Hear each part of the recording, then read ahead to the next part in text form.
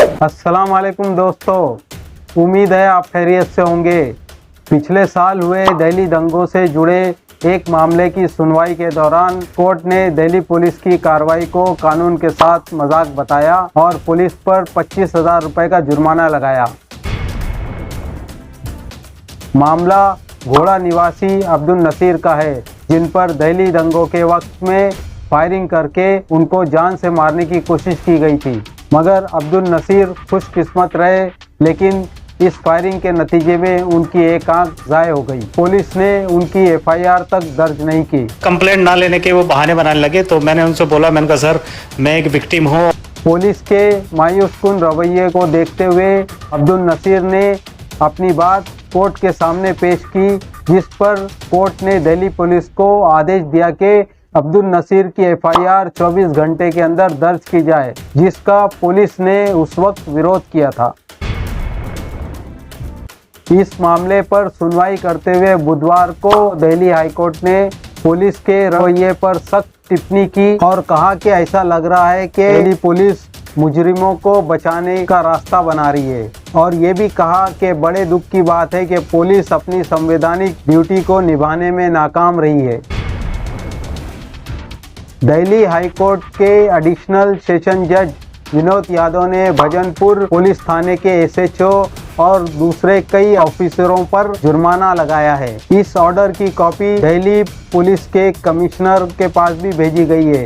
जज ने अपने फैसले में ये भी कहा कि मामले की जांच और निगरानी पुलिस कमिश्नर की नज़र में भी आनी चाहिए। अदालत ने कमिश्नर से पुलिस फोर्स में सुधार के लिए कदम उठाने की भी बात की है।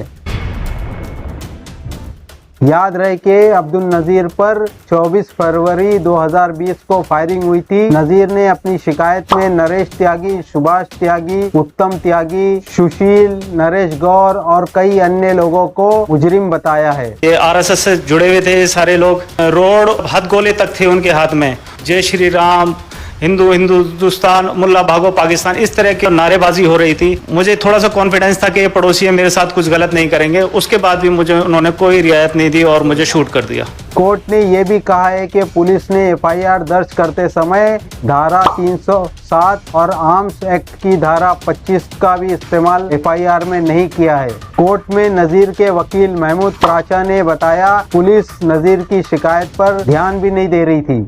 एक आरएसएस और बीजेपी के लोगों ने जानबूझ के अपने राजनीतिक फायदा उठाने के लिए, जिसमें होम मिनिस्ट्री तक बैठी उनकी टॉप लीडरशिप, अमित शाह सब इन्वॉल्व, जो फाइंडिंग्स आई हैं अब तक की, जिसमें दिल्ली हाई कोर्ट ने भी और दूसरे कोर्ट्स ने भी ये फाइंडिंग दी है कि पुलिस बायस तरीके से काम कर रही है। और वेद प्रकाश सूर्या साहब जो कपिल मिश्रा साहब के साथ जाके हमलों में खुद शामिल रहे हैं, उनका नाम भी इनडायरेक्टली इस केस में आ ही गया। सीए एनआरसी के खिलाफ जो प्रदर्शन कर रहे थे, उन लोगों ने देश के खिलाफ साजिश की। ये नैरेटिव आज इस जजमेंट से साफ तौर पे टूट गया है। इसके ट्रेस बैक करके जब हम पूरी चीजें निकल के आएंगी तो अमित शाह जी तक जाएंगे। मैं पहले दिन से कह रहा हूँ, अब भी कह रहा हूँ। सीए के प्रोटेस्ट के चलते दिल्ली में दंगों के मामले में पुलिस की कार्रवाई के ऊपर पिछले एक साल से एक्टिविस्ट, कानून के माहिरीन और अलग अलग समाजी संस्था से जुड़े हुए लोग इल्जाम लगा रहे हैं। पिछले दिनों यूपा के मामले में दिल्ली हाईकोर्ट ने भी पुलिस की कार्रवाई के ऊपर फटकार लगाई है। दिल्ली हाईकोर्ट ने कहा है कि भड़काऊ भाषण और चक्का जाम करना आतंकी कार्रवाई नहीं है।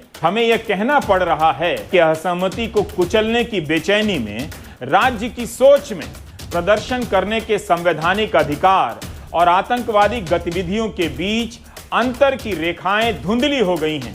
और अब इस मामले में कोर्ट ने पुलिस के रवैये पर सख्त नाराजगी का इजहार करते हुए पुलिस पर 25,000 रुपये का जुर्माना लगाया है। ऐसे में दिल्ली पुलिस के आला ऑफिसर को पुलिस फोर्स के अंदर सुधार के लिए कदम उठाने की जरूरत है। ये वीडियो आपको कैसा लगा, कमेंट बॉक्स में हमको लिखकर बताइए। इस पेंडेमिक के दौर में अपना और अपनों का भी ख्याल रखिए, हमारे चैनल का भी ख्याल रखिए। हम आइंदा आपसे फिर मुलाकात करेंगे, तब तक के लिए अल्लाह हाफिज़।